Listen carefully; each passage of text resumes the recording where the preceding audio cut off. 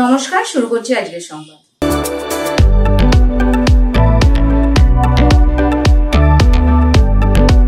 2024 লোকসভা নির্বাচনে পূর্ব বর্ধমান জেলার অন্তর্গত দুটি লোকসভা আসন বর্ধমান দুর্গাপুর এবং বর্ধমান পূর্ব দুটিতেই তৃণমূল কংগ্রেস প্রার্থীরা জয়লাভ করেছেন।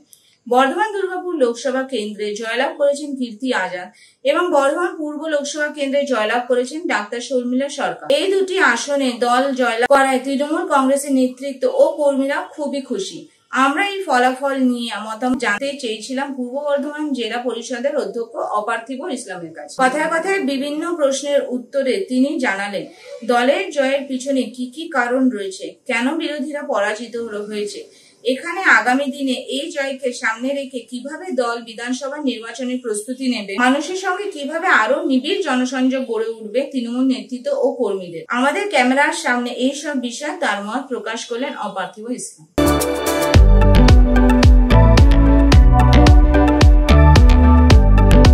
আপনাকে স্বাগত জানাই আমাদের এই চ্যানেলের কিছু বক্তব্য আপনার রাখার জন্য। সেটা হচ্ছে যে আপনার পূর্ব বর্ধমান জেলায় মূলত দুটো লোকসভা আসনকে কেন্দ্র করে মেন লড়াইটা হয়েছে। সেটা একটা হচ্ছে বর্ধমান দুর্গাপুর, একটা হচ্ছে বর্ধমান পূর্ব। দুটো আসনেই বিপুল ভোটে জয়লাভ করেছে তৃণমূল কংগ্রেস। আপনি তো পূর্ব বর্ধমান জেলা পরিষদের অধ্যক্ষ, সে আপনার এই সম্পর্কে আপনার কি মত? দেখুন, এটা মূলত যে রেজাল্টটা হয়েছে মানুষের ভোটে হয়েছে, নিশ্চয়ই একদম, এটা তো সবাই জানে। তবে মূল কারণ হচ্ছে আমাদের 2011 সাল থেকে এখানে সরকার বদল হওয়ার পর যে মাটি মানুষের সরকার, যার মুখ্যমন্ত্রী সম্মানীয় মাননীয় মমতা বন্দ্যোপাধ্যায়, তিনি যেভাবে ক্ষমতার বাইরে সাধ্যের বাইরে যেভাবে প্রত্যেকটা স্তরে মানুষের সঙ্গে থেকেছেন, মানুষের সুখ দুঃখের যেমন সাথী, ঠান্ডা ঘরে বসে না থেকে 365 দিন রাস্তায় কাটিয়েছেন। তিনি এ প্রান্ত থেকে ও প্রান্ত ছুটে বেরিয়েছেন, উত্তরবঙ্গ থেকে দক্ষিণবঙ্গ, বিভিন্ন জায়গায় একবারে ব্লক ধরে ধরে সেই জায়গায় যোগাযোগ রেখে যেভাবে মানুষের পাশে থেকেছেন, এটা হচ্ছে তার রেজাল্ট। এবং আরও একটা যেটা হচ্ছে বিরোধী দলের যে মিথ্যা কুৎসা অপপ্রচার, দিনের আলোর মতো যেটা পরিষ্কার সত্য জিনিস, সেটাকেও তারা মানতে চাননি, সেটা কিন্তু মানুষ ভালোভাবে নেননি। একটা সত্য ঘটনা, আজকে লক্ষ্মীর ভাণ্ডার যেটা দিয়ে হয়তো দেখা যাবে কোনো বড় লোকের কাছে 1000 টাকার দাম নাই, কিন্তু এমনও মানুষ আছেন যাদের কাছে অনেক টাকা, ওই 1000 টাকাটাই কোটি টাকার সমান। একটা দিন আনা দিন খাওয়া, হয়তো তিনি প্রতিবন্ধী কাজও করতে পারেন না, তার কাছে 1000 টাকাটা কতটা, এটা তিনিই বলতে পারবেন। এইগুলো নিয়ে কটাক্ষ করা, তারপর আমাদের ঘরের মা বোনদেরকে ভিখিরি বলা, এগুলো মানুষ কিন্তু ভালো যাবে, শিক্ষিত মানুষরাও এটা ঘেন্না করেছেন। হয়তো দেখা যাবে ওনাদেরই কোনো শিক্ষিত ভালো সমর্থক তিনি এই ধরনের মহিলাদের সম্পর্কে কটু কথা বলা, এগুলো মানুষ ভালোভাবে নেননি। এটা হলো তার রেজাল্ট। এবং সবথেকে আরও বলি আপনাকে, যারা নিজেদেরকে অনেক জ্ঞানী ভাবেন, বামপন্থী দল, আজকে দেখুন মানে তারা এখনও পর্যন্ত স্বীকার করবে না, তারা বলছে আমরা এখনও ফিরে আসব। মানে এই যে বোঝার জায়গাটাতে তারা 30টা ক্যান্ডিডেট দিয়েছে, 28 জনের জামানত বাজেয়াপ্ত হয়েছে, 28 জনের। এবং যেটা হচ্ছে ওদের কতটা মতিচ্ছন্ন বা কতটা ওরা দেউলিয়া, দেখুন যেখানে আমি বলবো জ্যোতি বসু, সম্মানীয় জ্যোতি বসু, তিনি একজন সত্যিকারের মানে সর্বভারতীয় নেতার ক্ষেত্রে তার মানে দুজনের নাম বলতে গেলে তার নাম বলতে হবে, স্বর্গীয় যদিও তিনি, তাহলে সেই ব্যক্তির কোনো দিন ছবি আপনার পোস্টারে দেওয়া হয়নি, বুদ্ধদেবের কোনো ছবি পোস্টারে দেওয়া হয়নি। কোথাও একজন মামুলি একজন নাবালিকা বললে চলে, মীনাক্ষীর পোস্টার নিয়ে তারা আজকে প্রচারে নেমেছিলেন। তাহলে আজকে তিনি তার ভোটে, তার নিজের বুথে কত পেয়েছেন? 46টা ভোট পেয়েছেন। কতটা দেউলিয়া! তাকে নিয়ে এসে বাংলা উদ্ধার করবেন, বাংলার বিভিন্ন প্রান্তে তাকে ঘোরানো হচ্ছে। এর থেকে দেউলিয়া এই যে মিথ্যা কুৎসা অপপ্রচারের রেজাল্ট এটা। এই যে মা বোনেদেরকে অপমান করা, বাংলার গরিব মানুষকে অপমান করা, তার রেজাল্ট। সেই সঙ্গে দিদি তো 365 দিন মানুষের সঙ্গে থাকেন, বিভিন্ন প্রকল্প, আজকে এটা তো কাল সেটা, বিভিন্ন, এবং সবটাই চলছে। কোনোটাই আপনার বসে কোনো আজকে একটা নতুন প্রকল্প বেরোচ্ছে বলে ওটা যা কৃষক বন্ধু আজকে ঠিকঠাক চলছে, তারপরেও দেখলেন আরেকটা তাদের বাড়ির মেয়েদেরকে কী করে সাহায্য করা যায় তার জন্য আবার লক্ষ্মীর ভাণ্ডার সৃষ্টি করলেন, সেটাও চলছে। তার মানে একটা পরিবারকে বিভিন্ন রকমভাবে সাহায্য, এগুলো হচ্ছে তার রেজাল্ট।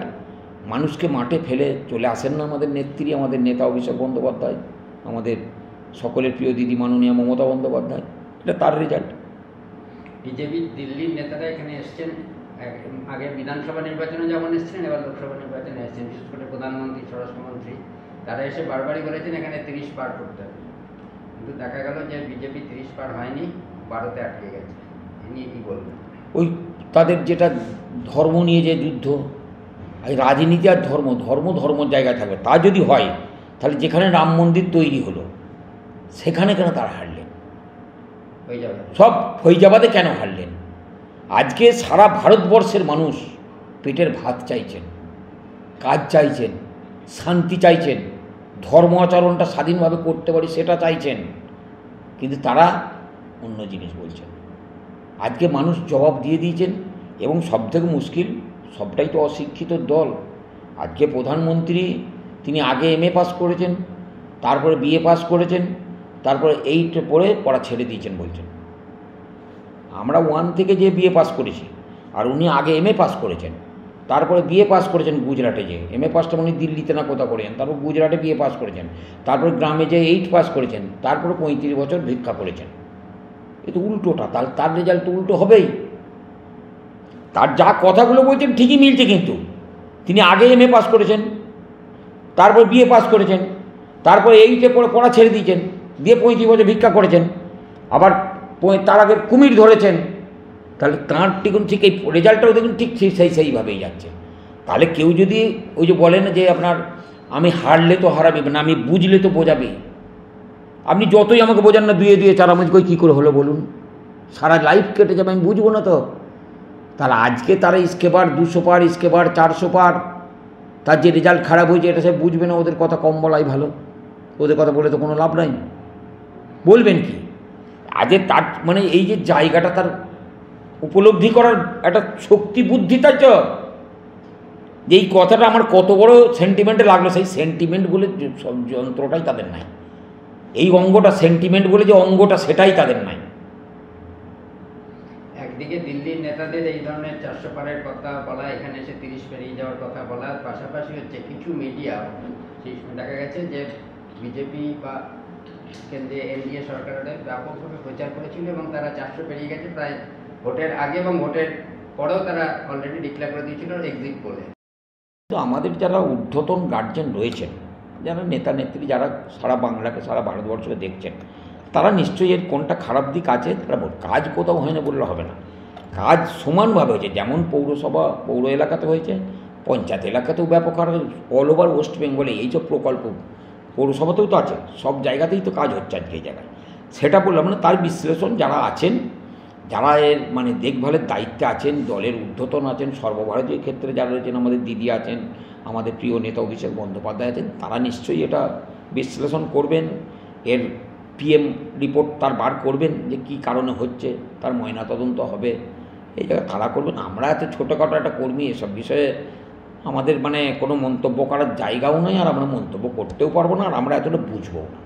আমরা ছোটোখাটো জায়গায় থাকি, ছোটোখাটো জায়গা নিয়ে যেমন থাকি, তার কথাবার্তাগুলো আমরা বলতে পারবো, এখানটা কী কারণে হলো, ওখানটা কী কারণে হলো, এটা আমরা বলতে পারি। এটা বৃহৎ বিষয়, ওটা দলে যারা বৃহৎ জায়গায় রয়েছেন তারা নিশ্চয়ই দেখবেন বই কি, এর তো আপনার একটা শুরু হবেই আর কি, মানে তদন্তটা একটা শুরু হবে, কেন এটা হলো, যে গ্রাম অঞ্চলে জিতেছি আর এখানে হারলাম, এই জায়গাটা তো দেখবেনই এটা অবশ্যই। আচ্ছা, গত বিধানসভা নির্বাচনে বিশেষ করে পূর্ব বর্ধমান জেলার 16টা আসনেই তৃণমূল কংগ্রেস জয়লাভ করেছে। আজকে লোকসভা নির্বাচন শেষ হয়েছে, আর 2 বছর বাদে কিন্তু বিধানসভা নির্বাচন। কি মনে হয় এখন থেকে প্রস্তুতি? হ্যাঁ, একদম প্রস্তুতি মানে শুরু হয়ে গেছে তো আমাদের। আমরা সামান্য বুথের কর্মী, আমরাই তো শুরু করেছি সকাল থেকে। আমি বললাম না, আপনি আসার পর আমি কাগজটা দেখছিলাম, কাগজটা দেখতে পাইনি, ওই এক এক করে আসছে দেখছি, তারপরে যে দেখুন ফাইল নিয়েই বসে আছি, আমরা বিশ্লেষণ করছি যে এই বুথটা আমার কেন কম হলো, এখানটা কেন হারলাম, ওইটা কেন হলো, কোন এইটা হলে ভালো হতো, ওই যে সকালবেলায় কী হয়েছে আর হয়েছে, এই বিষয়গুলো তো আমরা দেখছি। আমরা ছোটোখাটো বুথের কর্মী আমরা দেখছি, আর তারা তো দেখবেনই এটা, এবং ভাবার কোনো বিষয় নেই, আবারও সেই 16ই হবে। আবার হ্যাঁ, আবার বর্ধমানে সেই 16ই হবে, এখানে কোনো ঘাটতি নাই, কারণ ময়দান ফাঁকা। আমরা সেটা এই জায়গাতে কে যাবে, ময়দান ফাঁকা মানে কি মানুষের উপকার। আমি বলবো আজকে 34 বছরের কথা বলবো না, এই 10 বছরের কথা বলবো না, স্বাধীনতার পর থেকে 1947 সালের পর থেকে কথা বলবো। কে কোন সরকার মানুষের পাশে দেখেছেন? না কংগ্রেস, না বিজেপি, না সিপিএম। একটা সরকারও কেউ বলতে পারবেন যে কৃষকের পাশে থেকেছেন, শিল্পের পাশে থেকেছেন, আপনার ছাত্রছাত্রীদের পাশে থেকেছেন, দুস্থ মানুষের পাশে থেকেছেন, একজন অসহায় বিধবা মানুষের পাশে থেকেছেন, একজন অসহায় বৃদ্ধার পাশে থেকেছেন, একটা বেকার ছেলের পাশে থেকেছেন? এ কথা তো বলতে পারবেন না কেউ, কোনো সরকার বলতে পারবে না। তো অতীতে যে সরকারটা চলে গেছেন সেটা বলার অধিকার আমরাই রাখি, আমরাই মানুষের দরজায় যেতে পারি। আমাদের ভুলভ্রান্তি হলে মানুষ তো আমাদেরকে বলেন, আমাদেরকে মানে শাসায়, যেমন শাসিয়েও দেন, তেমন অনেক কিছু কথাও বলেন, কেউ কেউ কটি কথাও বলে দেন, আমরা শুনি। তো আমরা ভুল করি যে আমরা শুনবো না, বলা তো আমরা শুধরে নিতে পারি ভুলটা। আমরা যে বিভিন্নভাবে যে আমাদেরকে পাঠাবার ব্যবস্থা করে, যেন আজকে দিদিকে বলো, আজকে আপনার ওই তপশিলি যাত্রা, আজকে আপনার আরও যে সবগুলো বিষয়গুলো আজকে এসেছে, সমস্ত কিছু এগুলো বাড়িতে কথা শুনতে যাওয়ার জন্যই তো আমাদেরকে পাঠিয়েছেন। তো আজকে সেই জায়গায় গেছি আমরা, সেই জায়গায় যাওয়ার পরেতে তাদের ভালো মন্দ শুনে আমরা রিপোর্ট করেছি, সেই রিপোর্ট মতো কাজ হয়েছে। আজকে মানুষের সঙ্গে একটা দেখুন, মানুষের কাছে আমাদের কাজে ভুল হতেই পারে। আজকে আপনার জমি থাকবে, আপনি চাষ করতে যাবেন, তবেই তো আপনার আলকাটা নিয়ে বদনামটা হবে। আর আদৌ যদি না আপনার জমি থাকে, আদৌ যদি আপনার চাষ করেন, তাহলে তো আপনি যে মানুষের আল কেটে জল বার করে নিয়েছেন এটা তো আপনাকে বলবে না। তাহলে আমরা মানুষের সঙ্গে আছি, মানুষের পাশে থাকি, আমাদের তো ভুল হবেই। সেই ভুলটা শুধরে নেওয়ার জন্য আমরা বাড়ির দরজাতে যাই। এই ভুলটাকে শুধরে নেওয়ার জন্য কেউ ভালোভাবে বলেন, কেউ দুটো খারাপ কথা বলে বলেন, কেউ কোটা আমরা শুনি, হাসি আমরা, যে আমাদের দেখুন হয়ে যাবে, এরপর নিশ্চয়ই কাজটা সেইবারে হয়েছে। তাই তো তারা বারে বারে যখন এত কুৎসা অপপ্রচার চলে গেল রব উঠছে, তখন কিন্তু আজকে এই জায়গাটা থেকে বলুন তো তারাই আবার ফিরিয়ে নিয়ে আসেন। না, এরা তো বলি কথা শুনে 10টা বলে 5টাও তো হয়। আমি বলছি 10টা হয়তো পারি না, 10টা পারতাম। আজকে কেন্দ্রের যদি নাই বৈষম্য, মানে আপনার দ্বিচারিতা, স্বজন পোষণ, বঞ্চিত, এটা না যদি থাকতো কবেই হয়ে যেত। যেটুকুনি বাকি আছে সেটাই অর্থনৈতিক বঞ্চনার কারণে এই জায়গাটা। এই যে বিশাল সাফল্য, এই সাফল্য কি কোনো অহংবোধ এনে দেবে না? তো না না না না, এটা নাই আগে, অসম্ভব। সেটা তো দিদি তো প্রথমেই এ কথা বলে এনেছেন, যে বদলা নাই, বদলাতে আমাদের পুঁজি তো ওইটাই। 11 সালেও কিছু হয়নি, 16 সালেও কিছু হয়নি, 21 সালেও কিছু হয়নি, 24-এই দেখুন না তারা কী করেছে, যত টাকা ছড়িয়েছে আমাদের। বরং আজকে দেখুন এই জায়গাটা, কিন্তু আজকে বলুন একটা কোনো ঘটনা বলুন যে কোনো পরিবারকে ঘর ছাড়া করা হয়েছে, কোনো পরিবার এক ঘরে আছে, কোনো পরিবারের বয়কট করা হয়েছে সামাজিক, কোনো পরিবারকে ধান চাষ করতে দেওয়া হচ্ছে না, কাউরির আপনার জমি দখল করা হয়েছে, কাউরির ঘাট বন্ধ হয়েছে, কাউরির নাপিত বন্ধ হয়েছে, সমাজ বয়কট করেছে। বলুন আপনি সারা পশ্চিমবাংলায় একটার, এবং সব থেকে হচ্ছে কেউ বলতে পারবে না যে সরকারি কোনো পরিষেবা থেকে বঞ্চিত আছেন কিনা। তার বাড়িতে জলের লাইনটা যায় না, কথা বলতে পারবেন না। তিনি লক্ষ্মীর ভাণ্ডারটা পাচ্ছেন না, কথা বলতে পারবেন না। তার সন্তান সাইকেলটা পায়নি, কথা বলতে পারবেন না। তার মানে কন্যাশ্রীটা পায়নি, কথা বলতে পারবেন না। তার মেয়ের রূপশ্রীটা পায়নি, কথা বলতে পারবেন না। কোনো দিকেই বলার জায়গা নেই।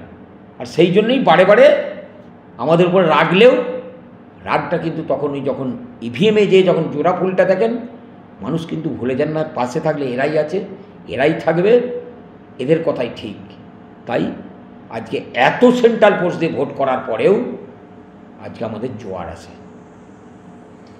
একটা লাস্ট আপনাকে প্রশ্ন করছি, সেটা হচ্ছে যে আপনি যেহেতু তৃণমূল স্তরে একদম কাজ করেন, একটা ব্লকের দায়িত্বে আছেন দলের পক্ষ থেকে, এই আগামী নির্বাচন, বিধানসভা নির্বাচন, এখানে প্রস্তুতিটা ঠিক কীভাবে নেবেন? প্রস্তুতি দেখুন, আমাদের যেটা দলের নির্দেশ, আমাদের হচ্ছে ডোর টু ডোর আর পাড়া বৈঠক। এইবারে আমরা কি খুঁজছি বলুন তো, এবারে আমাদের মানে কোন মানে শব্দটা এইদিকে হয়ে গেছে যে কোনটা বাকি আছে। আমাদের 11 সালে ছিল কোনটা কাজ করতে হবে, পাতা শেষ হয়ে যেত বাজারে, মানে এরকম দিস্তাবন্দি পাতা হয়ে যেত, এত কাজ করতে হবে। আমাদের এই 13 সাল থেকে পঞ্চায়েতে আসার পরে 2টো টার্মসে 3টে টার্মসে পড়েছে, এবারে আমাদের ছোট হয়ে গেছে এরকম ফর্দ।